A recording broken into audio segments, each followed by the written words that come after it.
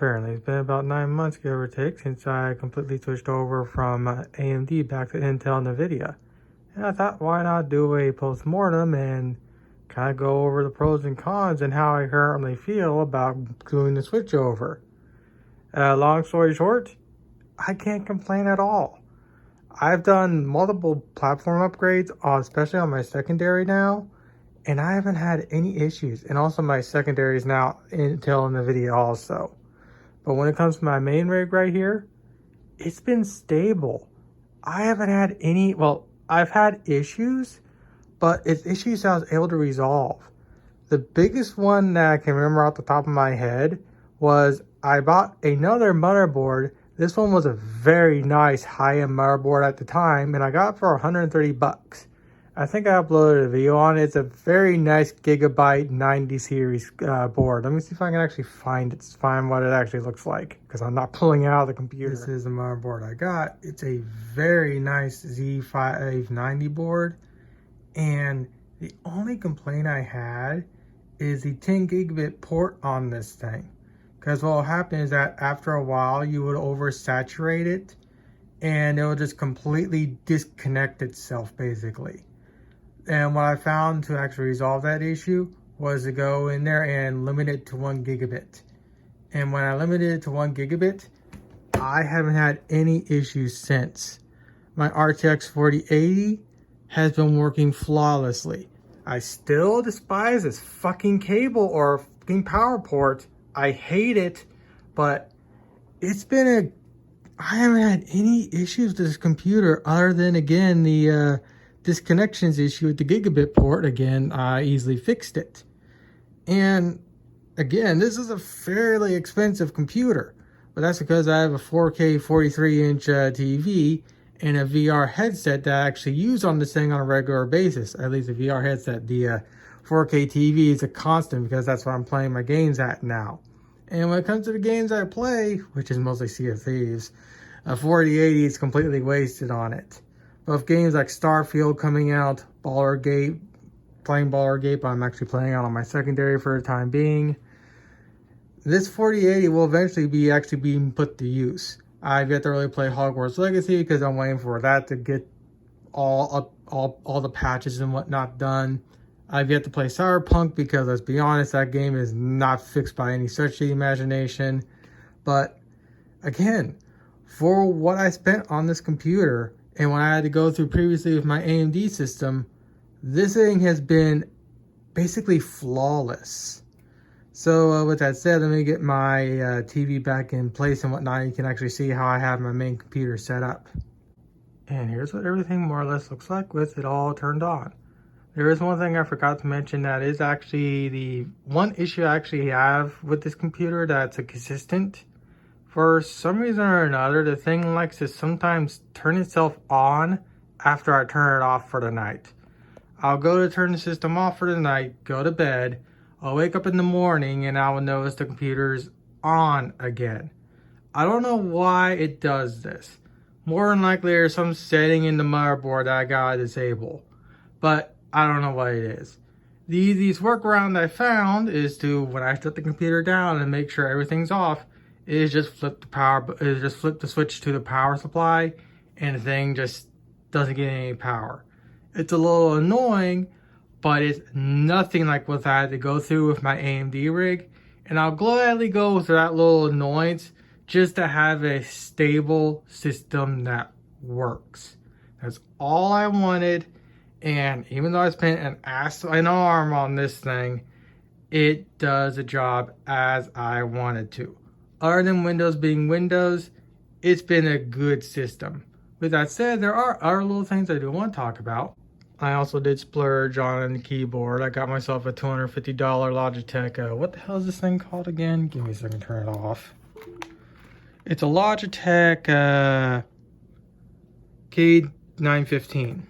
There is also a wired version of this for $150, but I wanted wireless because I used to, and I still plan on getting back to it, building life-size anime figurines. I pulled Mikumo out of the closet again so I can actually start putting her together again. And the reason why I wanted wireless is because when I'm working on those models, I need a big old area to work with. So I just disconnect the keyboard and disconnect the mouse from the wire, and I can still use the keyboard or the mouse wirelessly as I'm using the build surface here to build whatever I'm building. Obviously, the mouse here is kind of nasty. I had no idea how to clean it yet properly, so forgive it. But I also got myself a mouse pad finally. I also have a Zune, so I can actually listen to music when I'm playing Sea of Thieves and whatnot. The Zune actually does work. And the original owner took very, very good care of the Zune, so I'm very happy with that purchase. Now, one thing I also do want to mention, and I'll be saying that time and time again, is originally I just had an all wireless mouse, which is now out in the kitchen for my 3D printer computer, which this one actually isn't that, I think. I can't remember which one it is, but yeah.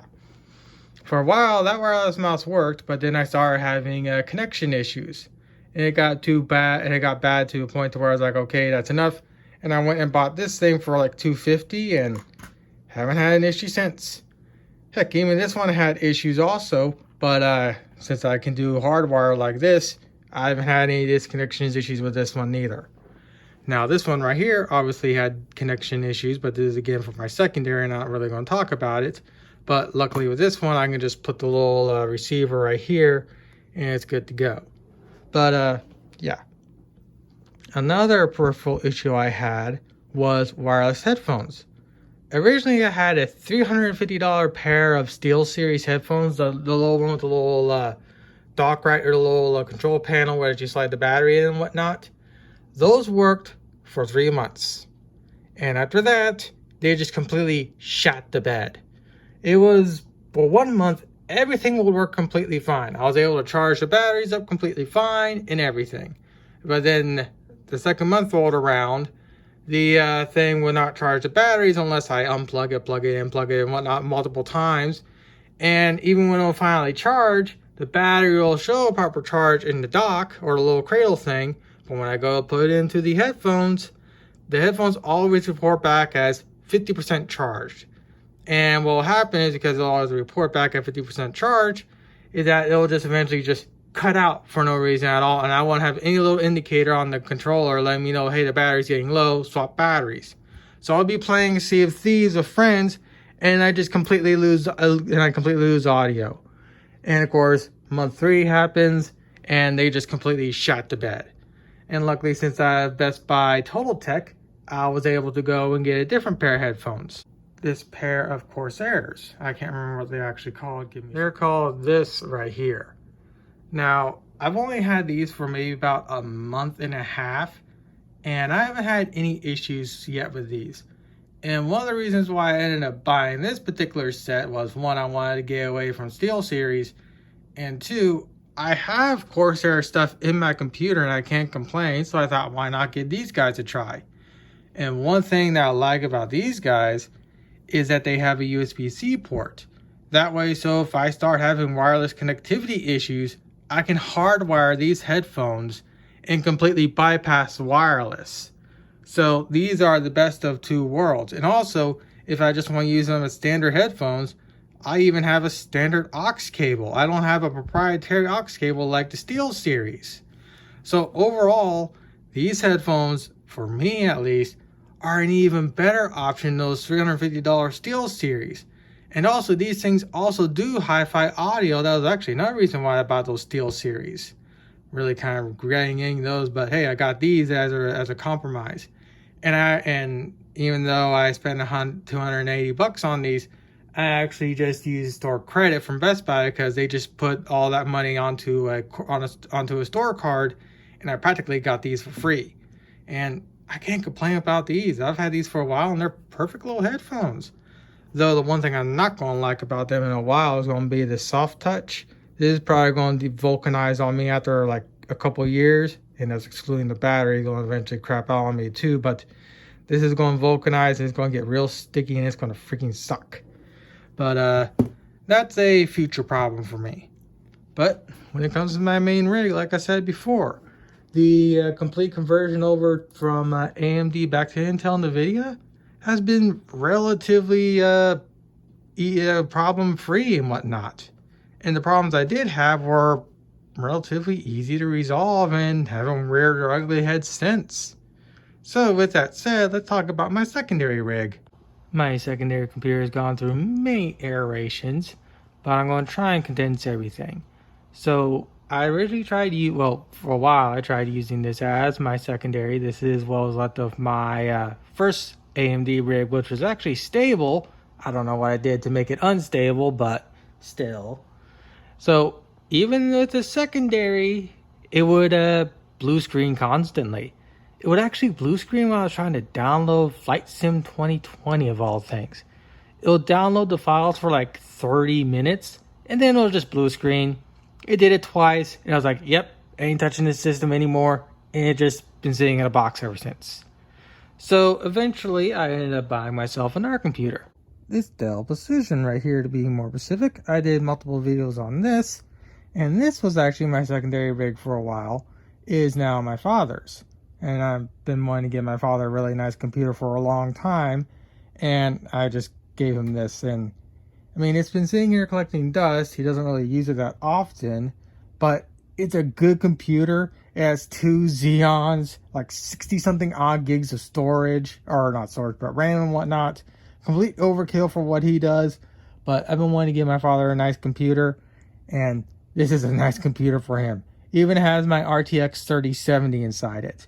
So he's got a real nice computer to work with whenever he uses it. Again, he doesn't use it that often, but that's what ended up with this guy right here. For those that watched those videos and were wondering what happened to it. It is now my father's. Then I found this HP Workstation at my local Free Geek. It was nothing more than just the case, motherboard, and power supply for 90 bucks. I bought that. Then I bought a processor for $90 on top of that. It was an i5-10400. And this was converted over to my new secondary rig for quite a few months actually. It even had my RTX 2080 Super inside it. And overall, this is a fantastic little secondary computer. With that said, it is now my computer for my 3D printer. I still need to do a video on this guy because I still need to figure out why I'm not getting bed adhesion and whatnot. I should do a video on that sometime next week possibly. But that's what this thing's been sitting here doing now. It also has my my 1080 Ti in it because if I manage to get this 3D printer functional, or if I even just outright buy a better one, I want to have that horsepower to do CAD work for my 3D printing and whatnot. But again, that's going to be for later on. But that's what happens to this guy, and it still fully works. In fact, I'm turning it on right now, and it'll boot right into Windows. Actually, yeah, I just remembered something. I recently even tried using that as my 3D printer computer because at that point, I mean, I did say I was going to be done with AMD, but I thought, for a 3D printer, this thing can't be that broken. But even as my 3D printer computer, it gave me issues. And, MSI Afterburner. It's not connected to the internet, so whatever. Well, actually, it should be because I have this little USB Wi-Fi card, but whatever. But other than MSI Afterburner not connecting to the internet, this computer still fully works as expected. So now we need to get on to my current secondary system. As I mentioned, I had a RTX 2080 Super inside that Dell Workstation, and it would cook itself to death.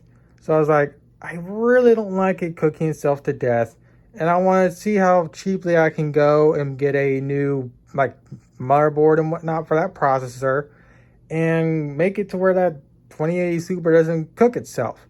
So in comes this Gigabyte Aorus board. I can't remember what it is on the top of my head, but it's a micro ATX 10th and 11th generation.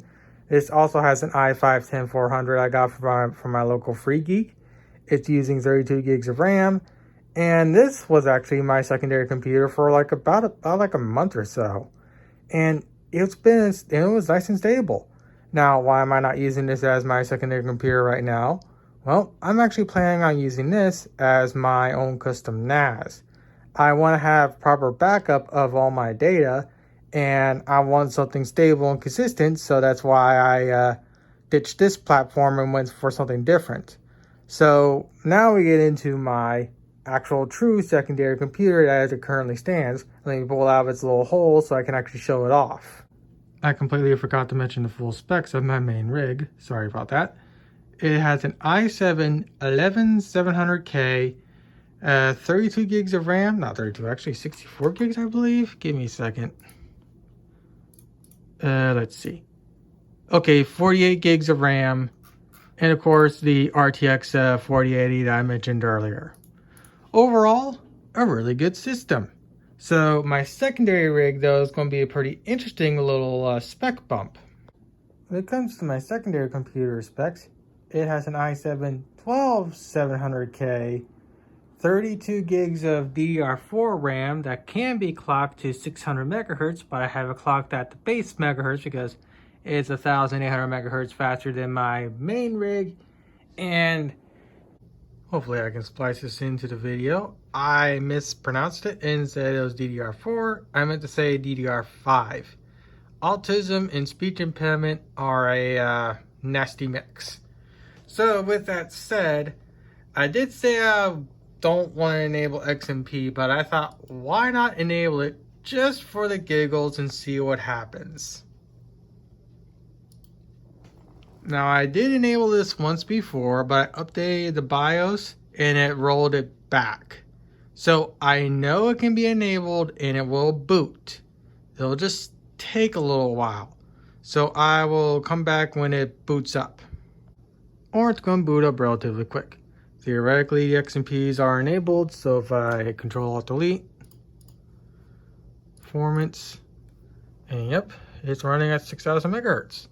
So for the time being, I will leave this at 6,000 megahertz. But if I start encountering weird issues with it, I'll obviously bump it back down to the base level because, again, like I mentioned before, this is running at 1,800 megahertz higher than my main rig with its XMPs enabled. With this one's XMPs disabled, obviously running even at a higher clock now because I actually had the XMPs enabled. But with that said, let's let the video fully finish up. Unlike Linus Shield Tips, I actually kind of want to try and make my video a little more competent, even though I'm not professional like him and I don't have the asinine amount of money he does. I mean, for God's sakes, you can't spend a couple $100 to edit a video to have proper, and we already know we did a video on it, but still. We're gonna gripe on that for a little while. I don't really care for overclocking or anything like that, and I'd rather have it as is because I know it is stable and it's not going to have any weird issues and whatnot.